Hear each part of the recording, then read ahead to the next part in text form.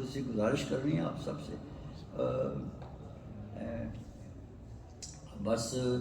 اچانک ہی بڑی تنگدو کے بعد جو سفر کربلا کا ہے وہ منظوری آ گئی، تو میں کل انشاءاللہ جا رہا ہوں اپنے بال بچوں سے، تو صرف چند باتیں کر کے جاؤں گا۔